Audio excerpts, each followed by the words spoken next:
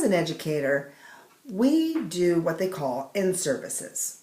It happens on an annual basis once we come back from summer break, before the children come back to school. And a few years back, prior to going into the classroom, I worked on the other side of the field as an administrative assistant. So I was responsible for pulling together a lot of the materials that was used in the in-service for our teachers and education staff.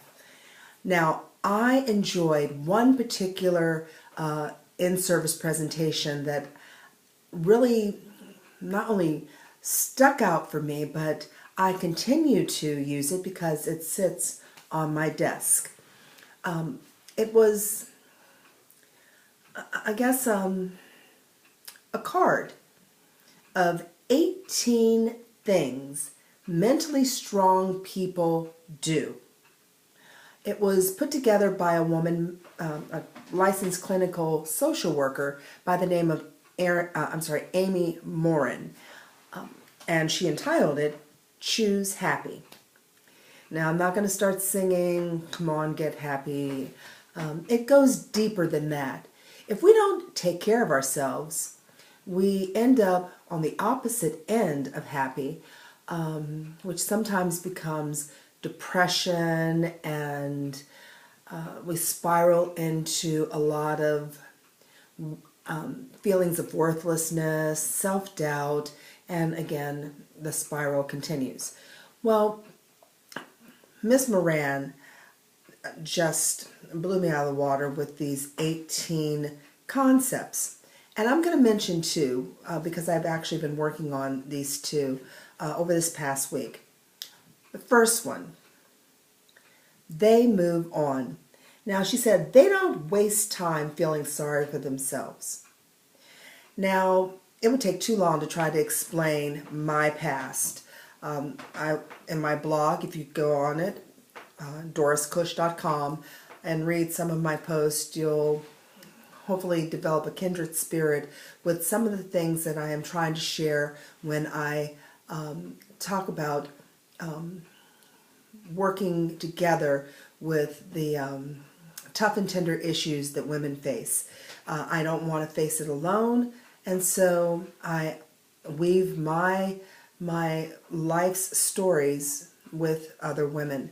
So I have learned over the years that I can either become a prisoner of my past, or I can become a provider of those who want to feel free and move on in their future. So I've worked with God and really just trusted Him to kind of help me with whatever I need to do. And so I've chosen to move on. My past doesn't scare me, and so it doesn't bother me to even have a one-on-one conversation with some of the things that I've had to deal with in my past. And one day I'll start sharing and jotting down in those posts. So feel free to come to my blog. The next thing, they enjoy their time alone. Well, they don't fear being alone. Now, I remember Renee Swoop several years ago giving an acronym, and I'm sure there's someone else who might have originated this FEAR, but she said, fear is false expectations appearing real. Now, I don't have a problem with being alone. I have learned through Robert Foster's spiritual disciplines, two of my all-time favorite of those 12 disciplines is silence and solitude. I don't have a problem with that until just recently.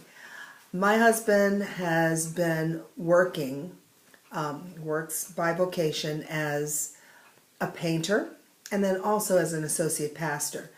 But he was called upon because of his special skill set by a former painting customer that when this person decided to move away, they clearly wanted to send for my husband to paint their home.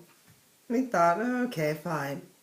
Well, this person made good on his claim and sent for my husband last year for 2 weeks. I thought, okay. Well, it worked out that the city where this family moved, my husband's sister lived there. So he stayed with her and was able to commute from his sister's home to the painting customer's home. It's like a 15-minute drive. But it caused me to feel a little bit angsty, and I had to work my way through that. Well, this year, the same painting customer was so impressed by the internal workings of that job that he had decided, I'd love for you to come back and paint the outside of my home. And this painting customer's sister wanted her house painted. Hi. Well, that not only required 2 weeks, it required 4. It started to make my foundation a little shaky. And I had to seek God for someone who enjoyed silence and solitude. I had to figure out why was my foundation feeling a little shaky when it came down to my husband being away. Well, I spent a lot of time with God asking the question and, really getting deeper into why that felt very uncomfortable. Issues of abandonment came to the surface. Childhood abandonment equaled adult angst, which equaled bringing that to the Lord so He could work that through. Well, we were able to, my husband and I were able to kind of feel a little bit better in offering options. We Skyped almost every evening, and we carried over our ritual of, what's the one great thing you've done today, and then, I love you because.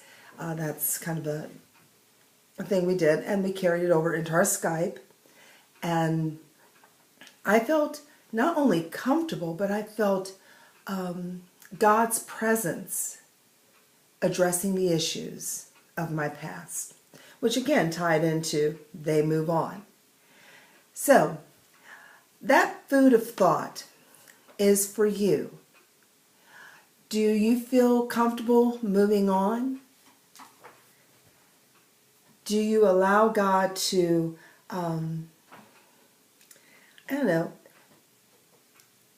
give you the opportunity not to feel sorry for yourself?